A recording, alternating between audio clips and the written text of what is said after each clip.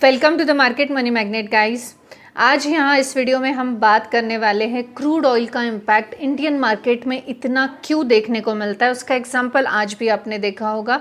अगर आज crude oil गिरा तो डेफिनेटली हमने देखा है कि मार्केट बूम से ऊपर भागा है, लेकिन असली पैसा बनाने वाला लॉजिक 90% लोग नहीं समझते। अगर आपने ये समझ लिया तो असली रेल पकड़ना जो है ये आपके लिए बहुत आसान हो जाएगा। अब हम इसको कॉन्सेप्चुअली मैं आपको सबसे पहले क्रूड ऑयल का इम्पैक्ट किस तरह से इंडियन मार्केट पर है ये समझाने की कोशिश करती हूँ। यहाँ पे अगर आप समझें तो अगर क्रूड ऑयल की बात हम कर रहे हैं, वो सस्ता होता है। अगर क्रूड ऑयल सस्ता होता है तो कॉस्ट कम होती है। अब कॉस्ट कम होती है तो प्रॉफिट बढ़ता है, ठीक है। वहीं पे अगर क्रूड ऑयल महंगा होता है तो इन्फ्लेशन बढ़ता है। अब इन्फ्लेशन बढ़ने के साथ साथ जो प्रॉफिट है हमारा वो कम होता है। यानी ऑयल सस्ता तो कॉस्ट कम और प्रॉफिट ज़्यादा। ऑयल महंगा, इन्फ्लेशन बढ़ा, प्रॉफिट गिरा। अब यहाँ पे अगर आपने गौर किया तो जब भी क्रूड ऑयल की जो प्राइसेस हैं ये कम होते हैं तो इंडियन मार्केट में एक रॉकेट की सिचुएशन आती है, और क्रूड ऑयल के प्राइसेस बढ़ते हैं तो इंडियन मार्केट गिरता है। क्यों गिरता है? क्योंकि इंडियन मार्केट को इन्फ्लेशन के डर के साथ साथ प्रॉफिट में गिरावट देखने को मिलती है, और प्रॉफिट में गिरावट होगी तो ऑब्वियस है इंडियन कंपनियां भी वहां पे चोट खाएगी। और अगर क्रूड ऑयल के कॉस्ट कम होता है तो इंडियन मार्केट में अच्छी तेज़ी देखने को मिलती है, क्योंकि कॉस्ट कटिंग की वजह से बहुत सारे सेक्टर के प्रॉफिट हमें इंक्रीज होते हुए देखने को मिलती है। India is a net importer of a crude oil, और इसीलिए क्रूड ऑयल का गिरना इंडिया के लिए पॉजिटिव फैक्टर है, और क्रूड ऑयल का बढ़ना प्राइस इंडिया के लिए निगेटिव फैक्टर साबित होता है। ये चीज़ आपको तो समझ गई होगी। अब हम देखते हैं कुछ मेन एग्जाम्पल्स कंपनियों के, ताकि आपको और अच्छे से मैं ये चीज़ को समझा सकूं। अगर आप देखेंगे तो इंडियन ऑयल कॉरपोरेशन लिमिटेड जो है आज 1.27% की तेज़ी में हमें देखने को मिला। वहीं पे अगर हम बात कर ले BPCL की, यानी भारत पेट्रोलियम्स कॉरपोरेशन लिमिटेड की, तो वो भी हमें करीबन 2.19% के तेज़ी में देखने को मिला है। अब इसके पीछे का रीज़न क्या था? क्रूड ऑयल के प्राइसेस। अब क्रूड ऑयल ये जो है रॉ मटेरियल है, और अगर वो सस्ता होता है तो सेलिंग प्राइस भी सेम होती है और मार्जिन एक्सपांड होती है। उस वजह से स्टॉक में ये तेज़ी देखने को मिलती है।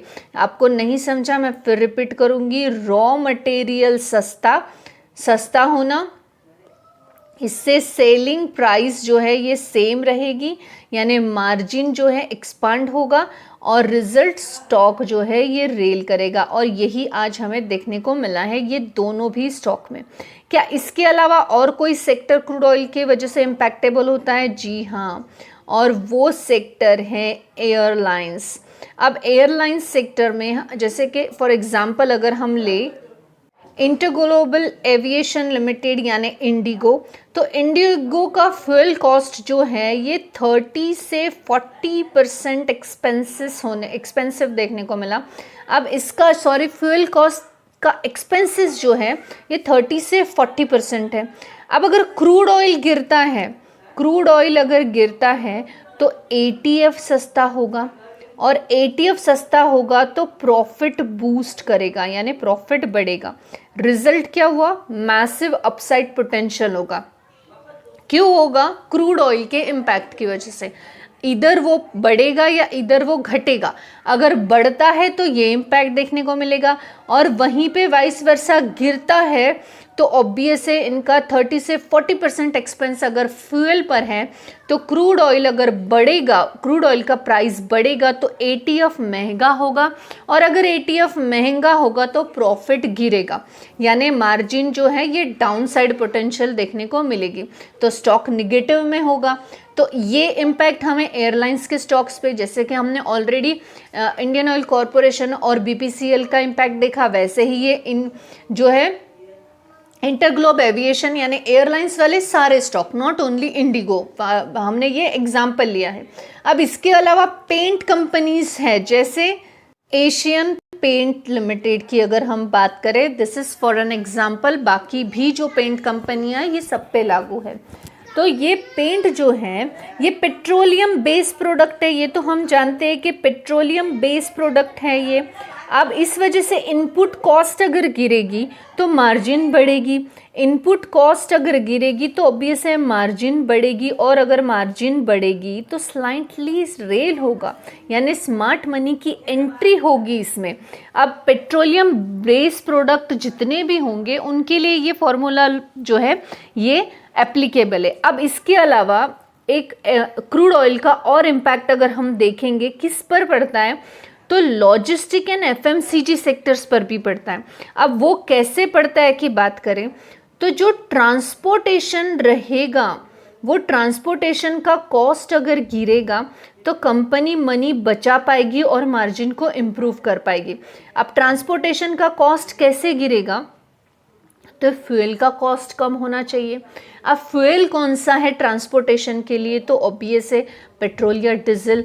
अब पेट्रोल और डीजल यानी कौन सी कंपनियां एंगेज हो गई ये चीज़ों में, अगर हम इसकी बात करें तो आईओसी या बीपीसीएल। अब ये कंपनी को बेनिफिट कब होता है, जब क्रूड ऑयल के प्राइसेस गिरते या बढ़ते हैं। गिरते हैं तो इनको बेनिफिट है, बढ़ते हैं तो इनको नुकसान है। तो अभी इनको नुकसान होगा तो ऑब्वियस है ये जो ट्रांसपोर्टेशन के लिए इनका फ्यूल यूज़ करेंगे उनको भी नुकसान या फ़ायदा हो सकता है। तो वहीं पे आ जाती हैं हमारी लॉजिस्टिक एंड एफएमसीजी कंपनियां, क्योंकि ट्रांसपोर्टेशन का कॉस्ट इनका गिरेगा तो मनी कम पैसे सेव कर पाएगी और मार्जिन को इम्प्रूव कर पाएगी। ट्रांसपोर्टेशन का कॉस्ट तब गिरेगा जब क्रूड ऑयल के प्राइसेस डायरेक्टली और इनडायरेक्टली इम्पैक्टेबल रहेंगे, पॉजिटिव इधर निगेटिव। अब रिवर्स साइड में भी बात कर ले एक बार, तो हर चीज़ पॉजिटिव नहीं होगी, निगेटिव भी होगी। ऑयल प्रोड्यूसर जो हैं ओएनजीसी जैसी कंपनियां वो भी कंट्रीब्यूट करती हैं, वो भी जो है एक्सपोर्टिंग करती हैं ऑयल के। तो क्रूड ऑयल गिरा तो उनका भी अर्निंग गिरेगा, क्रूड ऑयल बढ़ा तो उनका भी अर्निंग बढ़ेगा। तो ऐसा नहीं है कि क्रूड ऑयल का इम्पैक्ट सिर्फ इस पे ही होगा कि पॉजिटिव या नेगेटिव स्टॉक्स पे ही होगा। जो कंपनियां क्रूड ऑयल प्रोड्यूसर्स हैं जैसे ONGC, oil and natural gases corporation limited, अब ये कंपनी पे डायरेक्ट ये प्रोड्यूसर होने की वजह से जो है कंटिन्यू एक्सपोर्टिंग करती है कंट्री के लिए, तो ऑब्वियसली क्रूड ऑयल का प्राइस गिरेगा तो इनकी अर्निंग भी गिरेगी, इनकी अर्निंग पर भी इम्पैक्ट होता हुआ देखने को मिलेगा। अब अगर बिगर प्लेयर की एक स्ट्रैटेजी की बात करें स्लाइटली, तो रिटेल जो है वो न्यूज़ देखते हैं लेकिन स्मार्ट मनी पहले ही सेक्टर पकड़ता है। फॉर एग्जांपल क्रूड ऑयल अगर गिरना शुरू हो गया तो एफआईआई स्लाइटली जो है ये बाइंग करेंगे ओएमसी और एयरलाइंस की कंपनियों को। न्यूज़ बाद में आती है, रिटेलर लेट एंट्री लेते हैं क्योंकि ट्रैप होता है, लेकिन जो स्मार्ट इन्वेस्टर है ये एक सिग्नल को पकड़ते ही कंपनियों को अट्रैक्ट कर लेते हैं, कैच कर लेते हैं, ग्रैब कर लेते हैं। अब रियल मार्केट फ्लो की मैं बात करूँ तो क्रूड ऑयल जो है ये अगर गिरता है तो इन्फ्लेशन भी गिरता है, इंटरेस्ट रेट का प्रेशर भी गिरता है और मार्केट के सेंटीमेंट हाई होते हैं और स्टॉक रेल करते हैं। और अगर क्रूड ऑयल सिर्फ एक कमोडिटी नहीं है, ये पूरा मार्केट चलाता है। ये इस पर से ही हमें समझ में आता है कि किस तरह डायरेक्ट और इनडायरेक्ट क्रूड ऑयल हर सेक्टर पे इम्पैक्ट करता हुआ नज़र आ रहा है। अब आप मुझे बताइए कमेंट सेक्शन में, क्या आपको लगता है कोई ऐसा सेक्टर जो क्रूड ऑयल उसको बिल्कुल भी इफेक्ट नहीं करता, नाइदर डायरेक्ट और नॉर इनडायरेक्ट? तो प्लीज़ आप मुझे वो सेक्टर का नाम कमेंट सेक्शन में ज़रूर बताइए, मैं भी जानना चाहूँगी ऐसा कौन सा सेक्टर है इंडियन स्टॉक मार्केट में जो बिल्कुल भी इम्पैक्ट नहीं करता है क्रूड ऑयल के प्राइसेस से। एजुकेशनल पर्पज़ अगर आपको ऐसे ही हिडन कनेक्शन सीखना है तो चैनल को ज़रूर सब्सक्राइब कीजिए, वीडियो को लाइक कीजिए, क्योंकि यहाँ सिर्फ न्यूज़ नहीं मैं बताती, पैसा बनाने के लॉजिक भी सिखाती हूँ। तो थैंक्स फॉर वॉचिंग